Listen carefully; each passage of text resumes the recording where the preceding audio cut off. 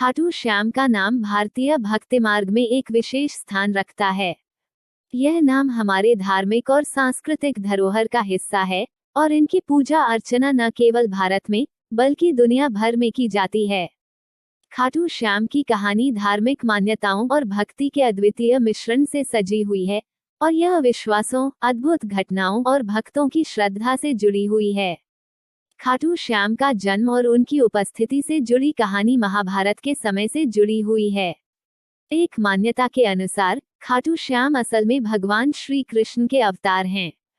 उनका जन्म एक विशेष रूप से साधारण परिवार में हुआ था, लेकिन उनकी पूरी कथा महाभारत के युग से जुड़ी हुई है। महाभारत में जब युद्ध हुआ, तब अर्जुन के परम मित्र और भगवान श्री कृष्ण के परम भक्त सुभद्रा कुमार के रूप में खाटू श्याम प्रकट हुए थे। वो युद्ध के दौरान एक ऐसा क्षण आया जब भगवान श्री कृष्ण ने अर्जुन को मदद की और उनकी विजय सुनिश्चित की। लेकिन एक घटना हुई जो खाटू श्याम के जीवन की दिशा बदलने वाली थी। कहानी के अनुसार भगवान श्री कृष्ण ने एक बार अपने भक्तों से वचन लिया कि यदि कोई शरणागत उनके पास आएगा तो वो उसकी सहायता करेंगे। इसी वचन के आधार पर भगवान श्री कृष्ण ने एक वचन लिया कि वे हमेशा के लिए एक छोटे से गांव में शरण लेने वाले भक्तों की रक्षा करेंगे। यह कहानी खाटू गांव से जुड़ी हुई है, जहां एक समय भगवान श्री कृष्ण ने एक अनोखा रूप लिया और खुद को श्याम के नाम से प्रसिद्ध किया। इस शरण लेने के स्थान पर उन्होंने एक अद्भुत अनुभव दिया और अपने भक्तों के दिलों में बसे। खाटू श्याम के मंदिर की महिमा बहुत बड़ी है। यह मंदिर राजस्थान के सीकर जिले के खाटू गांव में स्थित है। इस मंदिर की पूजा विधि विशेष रूप से सरल लेकिन अत्यंत प्रभावी है। यहाँ पर हर साल लाखों लोग भगवान श्री कृष्ण के श्याम रूप की पूजा करने के लिए आते हैं।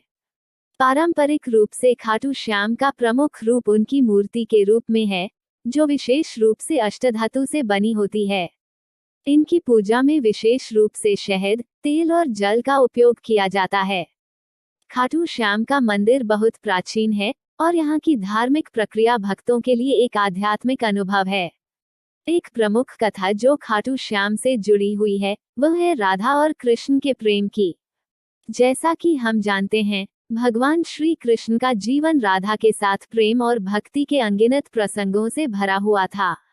इसी तरह खाटू श्याम के भक्त भी उन्हें राधा के रूप में पूजा करते हैं।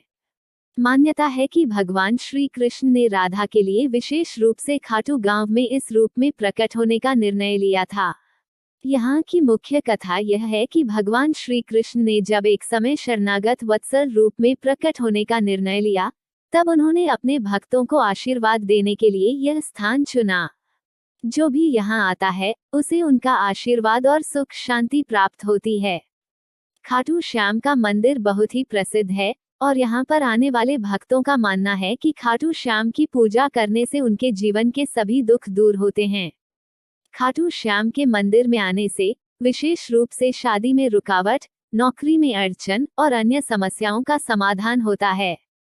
खाटू श्याम की भक्ति का विशेष रूप से यह पहलू है कि भगवान श्याम हमेशा अपने भक्तों की सहायता करते हैं, बिना किसी भेदभाव के। वे अपनी कृपा से भक्तों की समस्याओं का समाधान करते हैं। यह विश्वास कई वर्षों से चली आ रही है और आज भी हजारों लोग खाटू श्याम के दरबार में श्रद्धा भाव से आते हैं। कई भक्तों का मानना है कि खाटू श्याम की कृपा से उनकी जिंदगियों में सकारात्मक बदलाव आया है। उनका विश्वास है कि खाटू श्याम केवल एक मंदिर का नाम नहीं है, बल्कि एक जीवित शक्ति है जो हमेशा उनके साथ रहती है। कई भक्तों ने अपने जीवन के कठिन समय में खाटू श्याम से आशीर्वाद लेकर अपनी समस्याओं का समाधान पाया है। खाटू श्याम की सबसे बड़ी विशेषता यह है कि वह भक्तों की समस्याओं का समाधान बिना किसी भेदभाव के करते हैं। उनकी कृपा से लाखों भक्तों का जीवन बदल चुका है और उनके आशीर्वाद से जीवन में सुख, समृद्धि और शांति आई